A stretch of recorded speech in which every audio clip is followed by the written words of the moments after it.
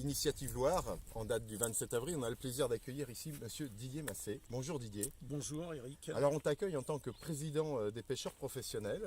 Oui. Un métier important qui est lié au fleuve et à ses affluents. Oui. Mais avant qu'on revienne effectivement sur ton métier, je voulais quand même qu'on donne un clin d'œil parce que ici on est dans ce qu'on appelle les plaines de Mazerolles. Marais de Mazerolles. Marais de Mazerolles. Endigué de Mazerolles. De Mazerolles, voilà. Qui est une zone humide extraordinaire ici en Natura 2000 et qui fait partie de ce grand bassin fluvial qui est la Loire, bien évidemment. Alors on est là en fait pour comprendre ce qu'est aujourd'hui le métier de pêcheur. Première question, parce que tu es pêcheur depuis déjà combien de temps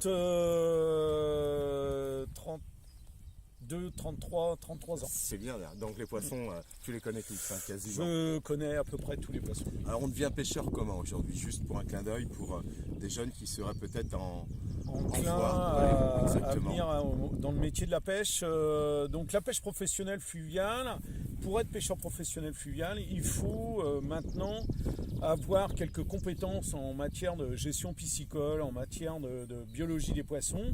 Et donc ce qu'on demande maintenant, c'est à minima des diplômes d'aquaculture, de pêche professionnelle ou de gestion des milieux aquatiques, ou alors un apprentissage chez un pêcheur professionnel. Superbe ça. Alors on aura le plaisir justement le 27 avril d'être sur la commune de Sainte-Luce auprès de Monsieur Gaëtan Bonnet qui est pêcheur professionnel.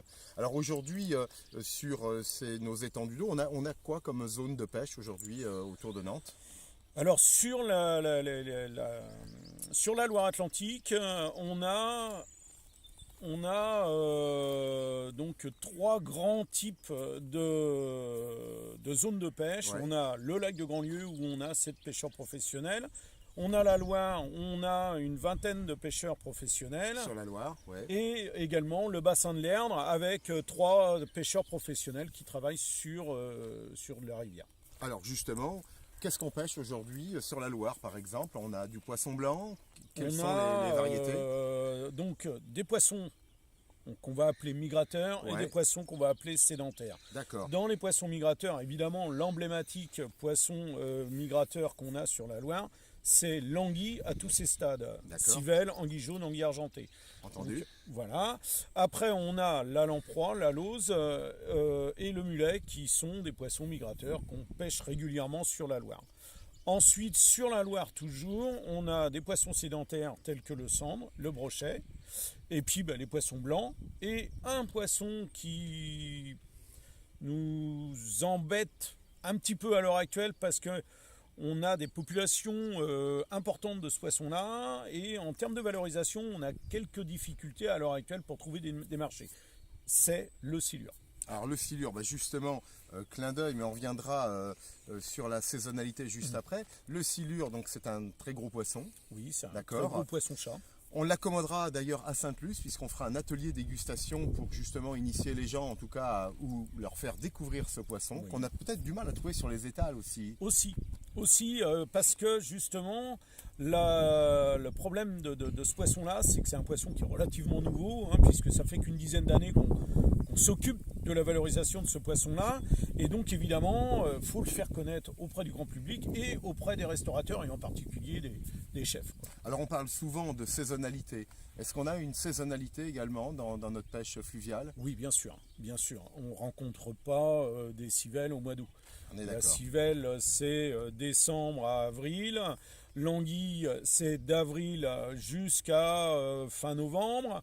Donc effectivement, il y a des saisonnalités. La lamproie, c'est pareil, c'est un poisson saisonnier.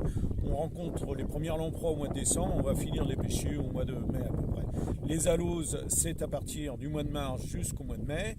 Le mulet, on le rencontre du mois de mars à peu près jusqu'à septembre. D'accord. Quant au silure, lui... Le silure, on peut le rencontrer pratiquement toute l'année. Voilà. Alors je voudrais qu'on termine ensemble aujourd'hui, Didier, avec un petit clin d'œil. Tu me parlais d'espèces invasives également. L'écrevisse aujourd'hui... Alors, l'écrevisse de Louisiane est présente sur pratiquement tous les plans d'eau de Loire-Atlantique. Ça pose des gros problèmes environnementaux. Donc, effectivement, cette espèce-là est est pêchée par quelques pêcheurs professionnels en Loire-Atlantique. Sur le lac de Grandlieu, c'est une pêche importante pour les pêcheurs de là-bas. Ouais. Et sur le bassin de l'Erdre également. Sur la Loire, on n'a pas de grosse concentration de cette espèce-là. Mais sur tous les milieux qui sont un petit peu plus lents que la Loire, évidemment, on rencontre de l'écrevisse de Louisiane. On la retrouve sur nos étals, hein, chez nos poissonniers. Voilà.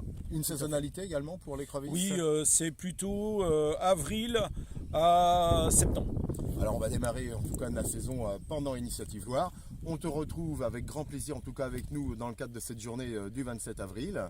Didier Massé, voilà. Je te remercie en tout cas de cet éclairage et on continuera bien sûr à suivre la profession dans les semaines et mois à venir. D'accord, ok. À bientôt. Au revoir.